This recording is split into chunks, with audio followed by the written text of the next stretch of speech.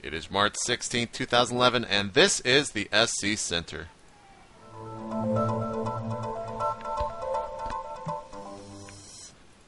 What's up, guys? JP McDaniel here, joined by Patrick Chobo Piano Nail, who has a bunch of kids outside playing cricket, so you'll probably hear them throughout this cast. But, Patrick, what's going on? Well, the kids playing cricket are really good because they keep scoring and screaming, so you might definitely hear it. But I have some geek news that I want to share with you because actually we're in a funny time of the year where there's some interesting anniversaries passing by in esports. So 10 years ago, pretty much today, a couple of days ago, DE Dust 2 was created. And if you played Counter-Strike or know anything about esports, doesn't that make you feel kind of old? It's been 10 years. Yeah, man, that's... Come on, man. Why would you tell people this? You're just going to make people go... I'm going to make you feel even older as it goes on. God, 10 years ago, around the same time, Boxer won his first OSL. Okay? Okay. I feel a little old. All right. 11 years ago, Gurr won his first OSL about this time of the year, maybe a week or so away. Or actually, I think it was like 4 days. It was like the 20th. 12 years ago, I believe today, EverQuest was created.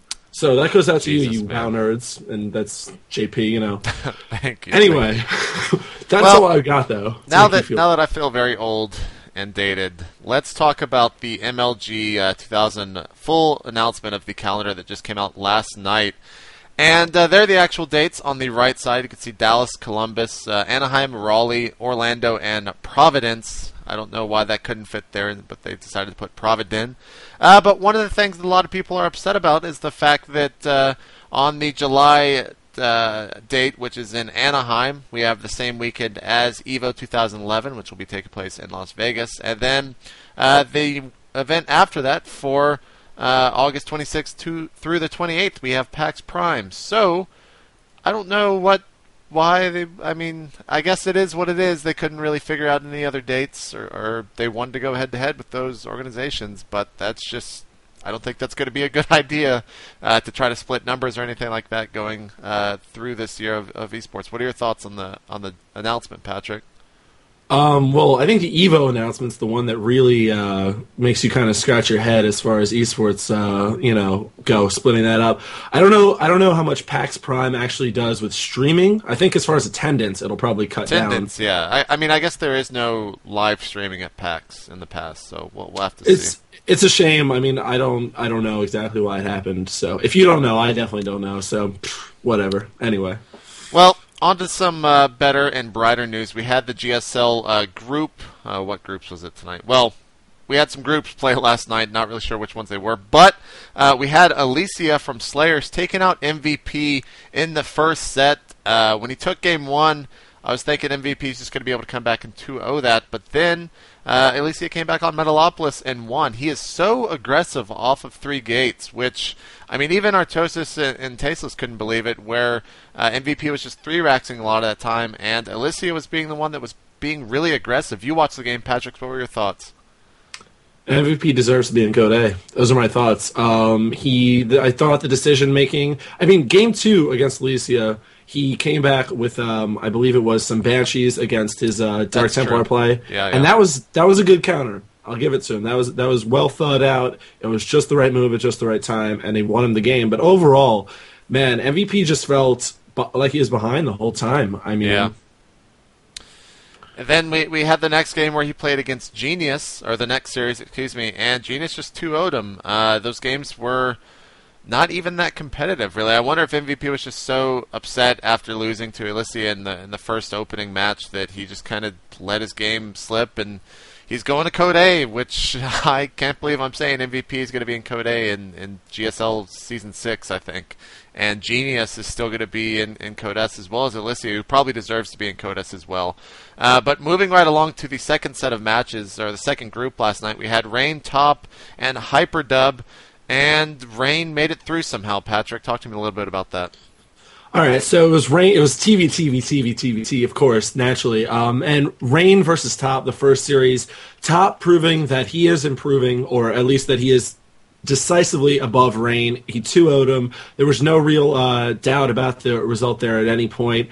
And Rain going into the Hyperdub match, people were really wondering, okay, Rain's going to go back down again, and it's going to be a matter of time before he's not even in Code A anymore. Of course, he turned that right around. right as people were, insulting him in the forums and everything, he just whips out this nonstop aggressive play. Like it's not that he had such a lead that he was able to just throw units at him, but it was just every couple of siege tanks, he would drop here, he would push there, and it wasn't even done so well. So a lot of Rain's win belongs to Hyperdub just not exactly playing well, and because Rain was playing a little sloppy at times, but Hyperdub just couldn't handle the constant aggression, and Rain won, and now Rain's back into Code S. Okay. What a weird night for GSL, and tonight we've got some more matches. We've got Group G and Group H. Oh, that means you have to solo a sword, by the way. Oh, man. I know everyone remembers that. Well, no one got Artosis too, so I don't have. I don't have a sword, man. You got to buy it for me, Patrick. I'll buy it for you. You buy it. You bring it to one of the MLG events, and we'll see what we can do or something. But for tonight, we've got Group G and Group H. In Group G, we've got Supernova, Polt, and The Best from FOU. And it's going to be a TVT group, basically. And Group H is going to have Lacira, Bonds, and Rainbow. Group G, I've got Supernova and The Best to go through. Group H, I've got Lacira and Rainbow. Who do you got, Patrick? Yeah, I guess G. I mean, I honestly haven't put much thought into Group G. Group H, I hope Lacira goes through. I like Lacira a lot. And Bonbon and Rainbow, I don't know, man. I'm going to root for Bonbon. Not because I think he'll win, but because I'm liking PVT right now. I'm liking where it's at as far as the way that the matchup is shaping up. But anyway, moving on. We have some TSL interviews for those of you interested in that, and that should be all of you. We have Tyler, Strelek, Thorzane, and Fruit Dealer, all the guys from day one. Big, long interviews by Hotbit, I believe. He did them all. And some pretty interesting stuff. Getting all their thoughts on the TSL in general, on their opponents, on the whole thing. Fruit Dealer basically spent his entire interview apologizing for what he's done since he won, which is pretty. I don't know how I feel about that. A little sad, actually. Strelek spent his interview talking about how he wasn't happy that Koreans were just invited to the TSL, and he was even less happy about the fact that the foreigners in Korea got a free pass. I mean, he didn't name names, but he basically said, "Why is HeyPro in the TSL?" And I hope HeyPro wins, but the fact is Strelek has a point. But I hope HeyPro wins. I really want HeyPro to succeed, but he has a point, man. The game, HeyPro really hasn't earned it at this point. I'm kind of on the same side as Strelek with that. Very interesting. You can go check out all those interviews over on the front page over at teamliquid.net. If you're watching this on YouTube, go visit that. You can find the link in the description. What is going on with the Epic Cup Invitationals right now, Patrick? The Epic Cup Invitationals, reminding me of the EpiPen. It is a €500 invitational tournament.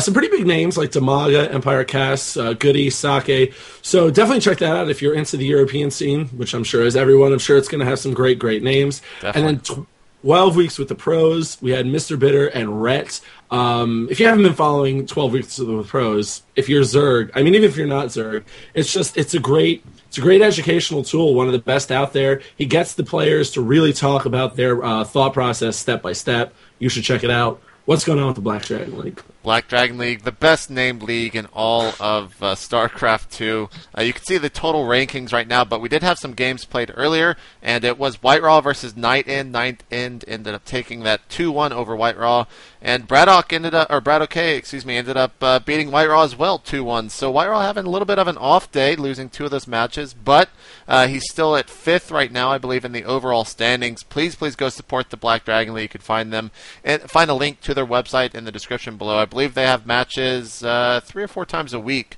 on Team Liquid. You can find those streams always, and find the schedule over on the Black Dragon League. But what is going on with the Homer J Thermal Take Esports Cup, Patrick? That's a mouthful, huh?